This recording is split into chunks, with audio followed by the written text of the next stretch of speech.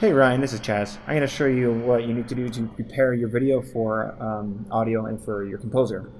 So if you have your project pulled up, it'll look something like this with your project panel, your video, and your timeline, although your timeline is obviously going to look a lot more complicated than this.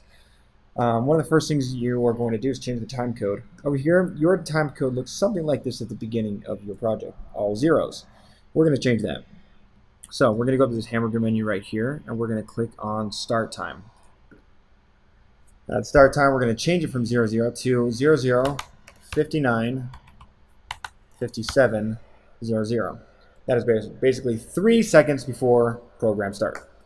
Great. So now it says 59, 57. We're going to want to move the program over exactly 3 seconds. So plus 3, period, boom. So that is exactly at program hour marker. And so you're going to move your program over so that it starts exactly on the 1 hour mark. That way you have black, and you will see that it goes to the 1 hour mark. That's going to help your sound guys a lot.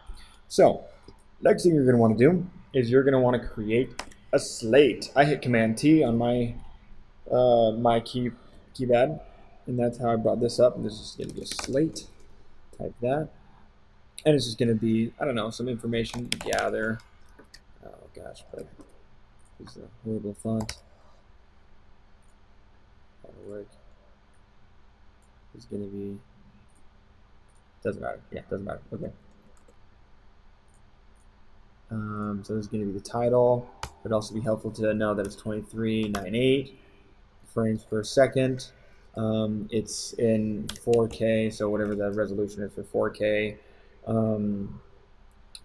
Or if you are exporting just something for your composer, then it could probably be just 720. And then, yeah, that's probably about it. There's one other thing. You're going to want to include the program time. It's called the true running time. And that, that'll work.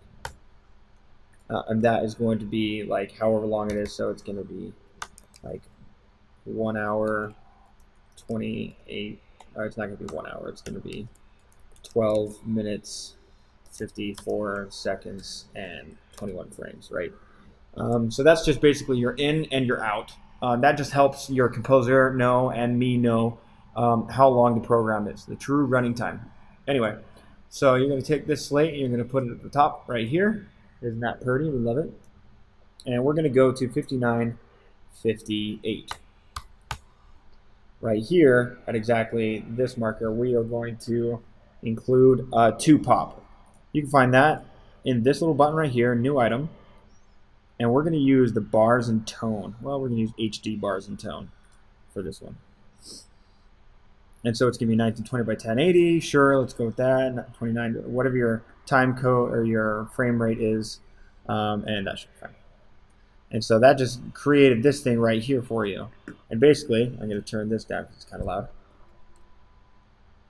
It's got just this part right here. We only want it to be 1 frame long. That's it.